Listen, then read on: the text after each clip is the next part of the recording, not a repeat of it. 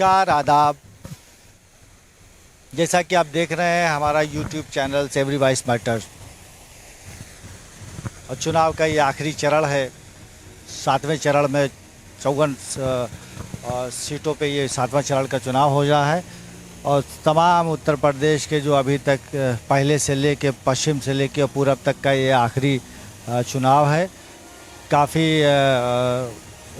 कौतूहल है लोगों के बीच में कि कहीं ना कहीं सरकार किसकी बनने जा रही है। देखिए 10 मार्च को रिज़ल्ट आएगा, सरकार किसकी बनने जा रही है वो तो 10 तारीख को पता चलेगा। इसी चीज़ को जानने के लिए हमारे राजनीतिक विश्लेषक हैं श्री विवेक शुक्ला जी, जो हमारे बीच मौजूद हैं। बड़ा कीमती वक्त इन्होंने निकाला है हमारे चैनल्स के लिए और हमारे दर्शकों के लिए। इसके लिए हम धन्यवाद देते हैं श्री विवेक शुक्ला जी का। बहुत बहुत धन्यवाद कि आप हमारे चैनल्स को आपने समय दिया। धन्यवाद एवरी वॉइस मैटर्स और नदीम जी, बहुत बहुत शुक्रिया सर। हालांकि काफ़ी पैनी निगाह आपने रखी है अभी तक के पूरे चुनावी समीकरण का और जो पहले फेज़ से लेके और 7वें फेज़ तक का जो चुनाव हो रहा है, इसको लेके काफ़ी जनता भी कौतूहल में है कि क्या मालूम 10 तारीख को कैसा फैसला होने वाला है। मैं ये चाहूँगा कि पूरब से पश्चिम से लेके और पूरब तक जो राजनीतिक ये बयार चल रही है, कि आपको क्या लगता है कि आने वाले 10 तारीख में इसका किस पार्टी या किस दल को इसकी लहर का फ़ायदा मिलने वाला है? देखिए नदीम जी, साधारण दिनों में और आम चुनावों की जगह पे इस चुनाव की पृष्ठभूमि और इसका पड़ने वाला प्रभाव, इन दोनों का मूल्यांकन बीते 2 से 3 वर्षों में हुई परिस्थितियां शायद बहुत निर्णायक फैसला करने वाली हैं। पश्चिम की अपनी समस्याएं हैं, बुंदेलखंड रीजन की अपनी समस्याएं हैं और पूर्वांचल की अपनी समस्याएं हैं। आज जो राजनीतिक गठबंधन की स्थिति बनी और जिसके तर्ज पे ये चुनाव हो रहा है, उसमें निश्चित रूप से समाजवादी पार्टी और गठबंधन वो शुरू के 2 चरण में और तीसरे चरण में लगभग 60-40 के रेशियो पे वो कहीं ना कहीं मुझे नज़र आती दिख रही है। बुंदेलखंड की अपनी समस्या, जातिगत समस्या, बुंदेलखंड की अपनी समस्या, सूखाग्रस्त होने की समस्या और पेयजल का संकट। ये संकट और इस संकट में दोनों राजनीतिक दलों का समीकरण का जो प्रभाव है, वो प्रभाव कमोबेश 2017 के परिणाम के आसपास आता मुझे नजर आ रहा है। इसलिए प्रथम 2 चरण और 50% तीसरे चरण की सीटों पे निश्चित रूप से समाजवादी पार्टी और उसका गठबंधन, क्योंकि जिस प्रकार की उन्होंने सोशल इंजीनियरिंग में जाति समीकरण, किसान के समीकरण में जयंत चौधरी जी, केशव देव मौर्य जी, ओम प्रकाश राजभर जी, चौहान साहब और प्लस आखिरी समय में स्वामी प्रसाद मौर्य और दारा सिंह चौहान जी जैसे लोगों का जाना एक कहीं ना कहीं एक मैसेज देता है कि जो एक बड़ा वोट हुए 2017 में भाजपा के लिए हुआ था, उसमें एक परिवर्तन होता नजर आ रहा है। पूरब में भी जैसा कि लग रहा है कि 7वें चरण में सपा को फ़ायदा मिलेगा, लेकिन ये बीच के जो चरण चुनाव हुए इन जिलों में, तो इसमें कौन सा मुद्दा प्रभावी रहा जो बीजेपी को फ़ायदा पहुंचा रहा है? राहत कार्य और सामाजिक सुरक्षा, इसमें भाजपा सरकार के द्वारा किया गया कार्य निश्चित रूप से सराहनीय रहा और विपक्ष का बेरोजगारी की और महंगाई का मुद्दा वो बहुत ज़्यादा प्रभाव नहीं डाल पाया। 2 से 3% वोट का इधर से उधर होने से मेजॉरिटी सीट लगभग मोटा मान के चलिए 270 सीटें इन बाकी चरणों में रही हैं। तो 270 सीटें एक संख्या में एक बहुत अहम भूमिका निभाती है किसी सरकार को बनने में। जो सामाजिक सुरक्षा की बात आपने की, सामाजिक सुरक्षा मतलब किसे कहते हैं, या ये कहिए कि वो सुरक्षा किस तरह की मानी जाए? हालांकि कई एक घटनाएं ऐसी घटी हैं जो बड़ी घटनाएं रही हैं, तो इसका क्या कोई प्रभाव पड़ने वाला नहीं है बीजेपी? देखिए, बड़ी छोटी सी बात होती है कि क्या ये घटना थी, क्या इस घटना ने एक मास मूवमेंट का रूप लिया? क्या 5 वर्ष में 2 से 3 घटना और 5 वर्ष में कानून व्यवस्था का सुदृढ़ होना व्यक्ति मुद्दे 2 या 4 6 मुद्दों के आधार पे 5 वर्ष का मूल्यांकन नहीं कर सकता। तो इस कारण से ये बढ़त भाजपा को मिलती मुझे नजर आ रही है। एक फैक्टर जो है एमआईएम पार्टी के चीफ रहे असदुद्दीन ओवैसी साहब, तो क्या इस उत्तर प्रदेश के चुनाव में असदुद्दीन ओवैसी साहब की पार्टी का भी कुछ प्रभाव पड़ेगा, जिससे समाजवादी पार्टी को नुकसान होता दिख रहा है? मुसलमानों का रुझान क्या वाकई में कुछ है एमआईएम की तरफ? देखिए, ओवैसी साहब व्यक्तिगत एक बहुत ही प्रबुद्ध व्यक्ति हैं, तार्किक हैं, और उन्होंने जब भी कोई भी बात की है तो पूरे तर्क के साथ की है। और यूथ की एक बहुत बड़ी फॉलोइंग ओवैसी साहब के लिए पश्चिम से लेकर पूरब में उभरती नज़र आ रही है। तो निश्चित रूप से वो भी एक नेता हैं, वो लंबे वर्ष से, उनको पिछले 25, 27, 28 वर्ष का राजनीति का अनुभव रहा है। वो कुछ ना कुछ वोट परसेंटेज में चेंज करेंगे, ऐसा मुझे प्रतीत होता है। अब बात बहन जी की भी होनी चाहिए, बहुजन समाज पार्टी का। हालांकि जो 2-3 चुनाव मैंने देखा है उसमें वोट परसेंटेज कहीं ना कहीं बसपा का अभी भी बरकरार है, 1-2% ऊपर नीचे हो सकता है। तो अभी उत्तर प्रदेश के ये जो चुनाव रहा, क्या आपको लगता है कि बीएसपी का जो वोट बैंक रहा है, क्या उसमें भी सेंधमारी हो सकती है, या सेंधमारी अगर नहीं हो रही है तो बहुजन समाज पार्टी को कहाँ आप देख रहे हैं इस चुनाव में? देखिए, बहुजन समाज पार्टी जो है, बसपा का जो काडर वोट है, काडर वोट फिक्स है। फिक्स होने के पीछे 2 कारण है, क्योंकि लगभग करीब 38 से 40 वर्षों का एक सतत प्रयास का नतीजा है बसपा का वोट बैंक। उसमें और मायावती जी का पिछले 3 लगातार चुनावों में थोड़ा इनएक्टिव रहना, वो कहीं से ये नहीं कहता कि मायावती जी कमज़ोर है। मायावती जी ने जो 2007 में सोशल इंजीनियरिंग का फॉर्मूला दिया था, उस फार्मूले से जब वो सत्ता में पूर्ण बहुमत से आई थी, उसके बाद 12-17 के चुनाव में उनका डोरमेंट होना, 19 में उनका सपा के साथ गठबंधन करना, इसने हमेशा वोट परसेंटेज को स्थिर नहीं रखा बल्कि बढ़ाया ही। और समाजवादी पार्टी से ज़्यादा लाभ बसपा को हुआ है।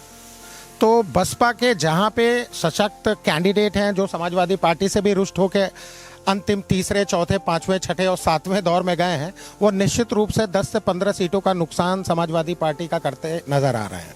मतलब आपका कहना है कि जो स्थिर वोट बैंक है बीएसपी का, उससे कहीं ना कहीं उस स्थिरता से बीएसपी को फ़ायदा मिलेगा, और वो उनके कैंडिडेट जो है कहीं ना कहीं विजय प्राप्त करेंगे उस अपने स्थिर वोट बैंक की वजह से।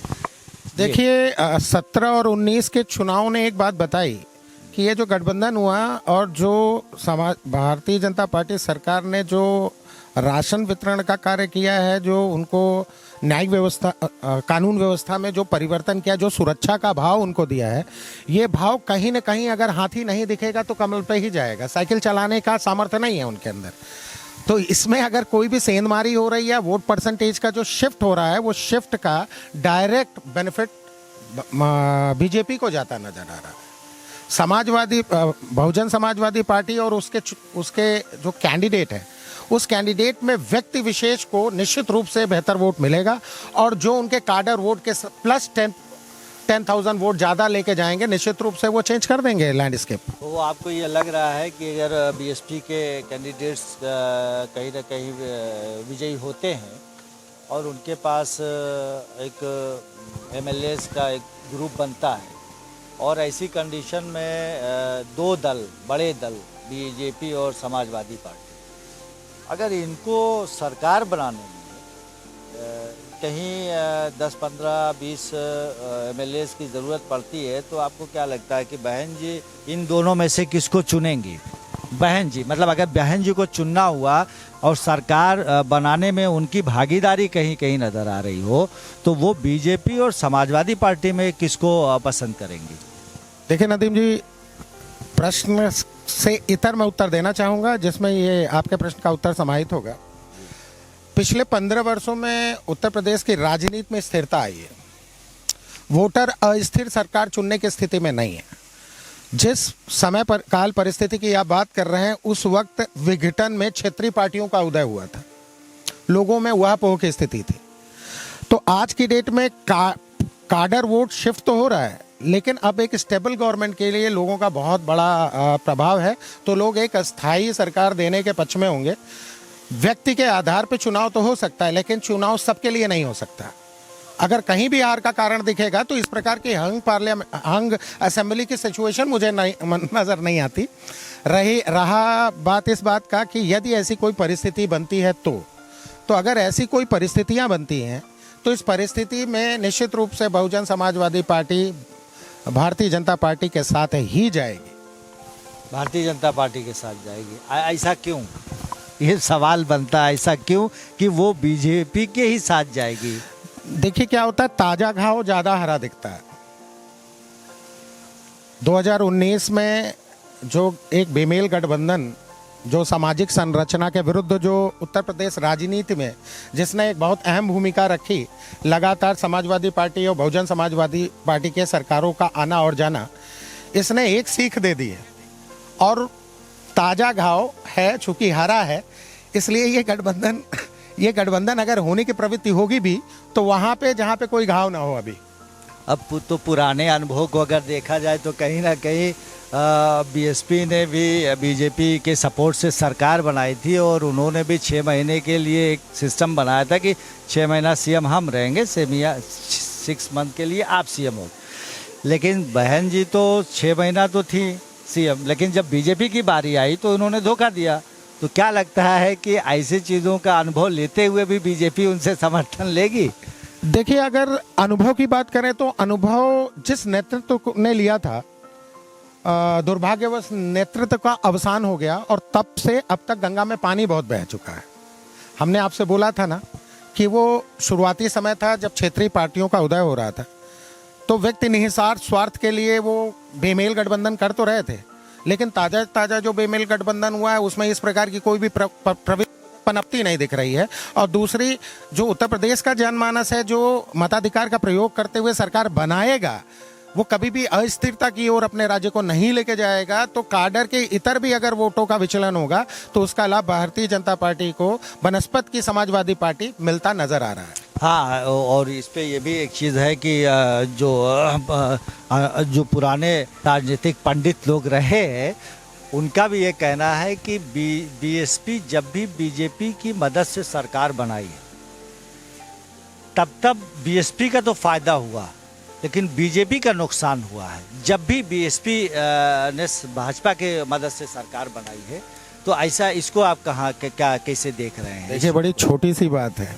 भारतीय जनता पार्टी अगर 42 से 43% वोट पाके प्रचंड बहुमत से 2017 में आती है, तो उसमें जो जातिगत आधार पर जो समीक्षा की गई है वो समीक्षा साफ दर्शाता है कि वो vote shift Bahujan Samajwadi party का एट लार्ज रहा, क्योंकि दलित के साथ अति पिछड़े और इकोनॉमिकली वीकर सेक्शन का जो एक झुकाव बहुजन समाजवादी पार्टी के लिए रहा, क्योंकि उसका नेतृत्व उस स्थान से उभर के आया था जिसकी कोई लेजेसी नहीं थी।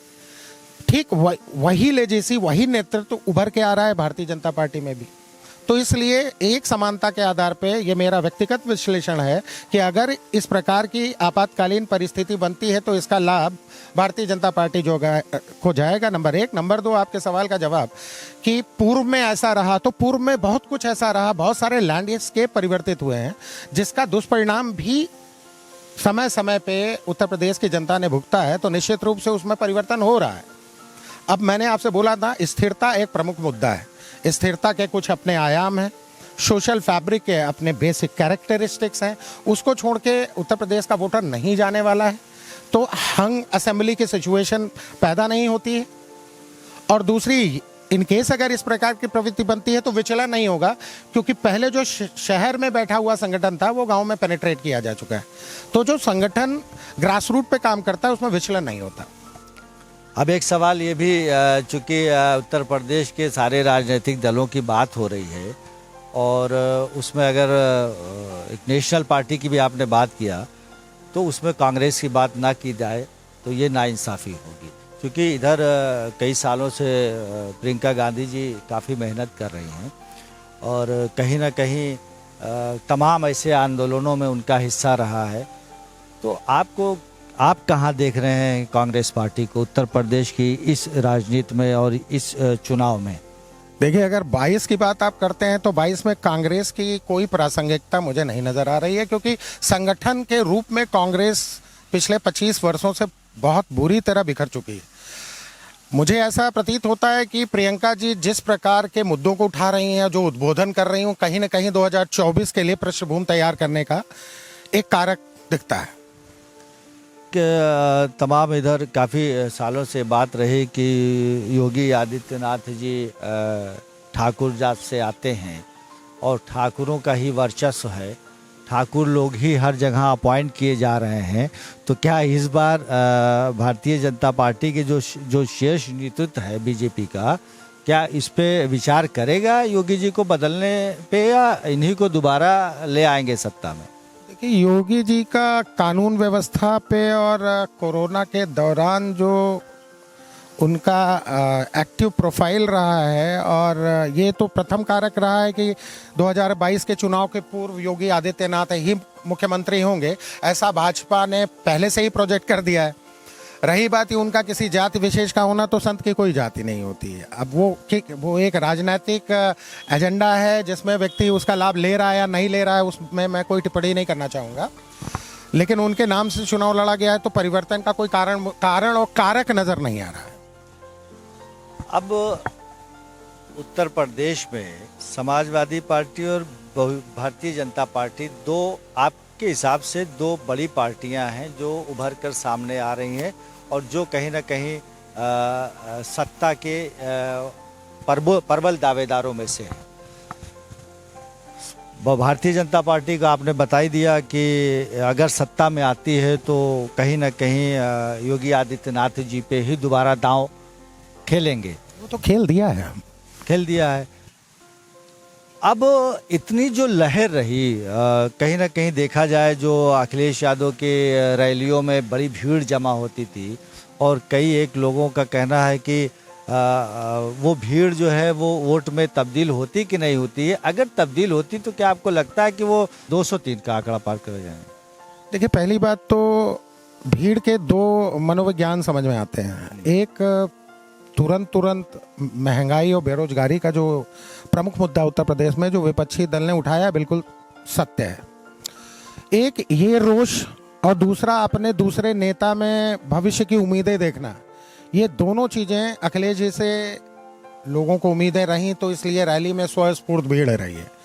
और ये भीड़ ने ही उनका जो विचलन हुआ है, जो वोट परसेंटेज का जो लॉस हुआ है, उसको कंपनसेट करने जा रहा है।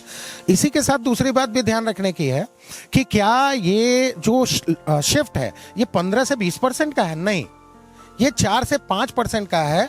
और कई जगहों पे बसपा चूंकि कार्डर बेस्ड पार्टी है, तो उसका भी वोट परसेंटेज का एक इम्पैक्ट आ रहा है, जिसका डायरेक्ट नुकसान समाजवादी पार्टी को होना है। क्योंकि कहीं ना कहीं दलित, मुस्लिम यादव का समीकरण, पिछड़ा का समीकरण, ये पूरे समीकरण एक साथ जुड़ते नजर आ रहे हैं। तो इसका परिणाम अगर सकारात्मक है तो नकारात्मक भी है, लेकिन इतना भी नहीं है कि किसी को अप्रत्याशित लाभ हो जाए या किसी को अप्रत्याशित हानि हो जाए। बहुत श्योर है आपकी, कहीं ना कहीं आपको लगता है कि समाजवादी पार्टी का लॉस हो रहा है, एक तो श्योर है। देखिए, अगर संख्या की बात करूं तो लॉस नहीं हो रहा है, गेन हो रहा है। हाँ, 2012 की संख्या में जोड़ूं तो 10 साल बीत भी चुके हैं। तो अब मैं नफा और नुकसान की बात तो नहीं करना चाहूंगा, ये तो 10 तारीख की रात में पता चल जाएगा। लग रहा है कि कितने सीटों का बीजेपी का नुकसान हो रहा है? 100 सीट तो स्पष्ट दिख रही है नुकसान में है, और वो फायदा इधर समाजवादी पार्टी इधर जा रहा है। ये जो तमाम कॉम्बिनेशन इन्होंने कर रखा था, दलित का और कहीं ना कहीं ओबीसी का, और ओबीसी के बहुत से नेता आए समाजवादी पार्टी में, और बीएसपी से भी बहुत नेता आए। ओबीसी को साधना, दलित और मुस्लिम और यादव इनके साथ है, ओबीसी को साध लिया है, और कहीं ना कहीं दलित का भी उस वोट बैंक में भी इनकी सेंधमारी जैसा कि दावा कर रहे हैं, क्योंकि बहुजन समाज पार्टी के बहुत से नेता छोड़कर वो दल समाजवादी पार्टी में आए। तो इन सारी चीज़ों को देखते हुए क्या आपको लग नहीं रहा कि इनका 203 का आंकड़ा ये पार कर रहे हैं? देखिए, पिछले 15 वर्षों में अगर आप पॉलिटिकल शिफ्ट की बात करें तो उसमें जो वोट परसेंट का जो चेंजेस है, वो चेंजेस एक्स्ट्राऑर्डिनरी नहीं हुआ। हर चीज़ के पीछे कारक तत्व बहुत महत्वपूर्ण रहा है। अब इसको एक दूसरे नज़रिए से इस तरीके से देखा जाए कि बहुजन समाजवादी पार्टी के कद्दावर नेताओं का जाना, तो ये तो मुझे पिछले 15 वर्षों से अक्सर होता है। अक्सर चुनाव के पहले पार्टी के लोग जाते हैं, वो जाते हैं और उनके साथ चूंकि स्वयं के 15 से 20 हज़ार इन्फ्लुएंशियल वोट होता है, जिससे वो पुनः विधायक चुन लिए जाते हैं। लेकिन क्या है, वो मास स्प्रेड करते हैं। अगर वो मास स्प्रेड करते तो महत्वाकांक्षी होना चाहिए था, महत्वाकांक्षी होते तो अपना दल बनाते। तो ऐसी स्थिति नहीं है, तो दल बदल का बहुत ज्यादा शिफ्ट नहीं होने मतलब दल बदलने की वजह से ये जरूरी नहीं है कि नेता अगर दल बदलता है तो उसके वोटर्स भी दल बदल लें।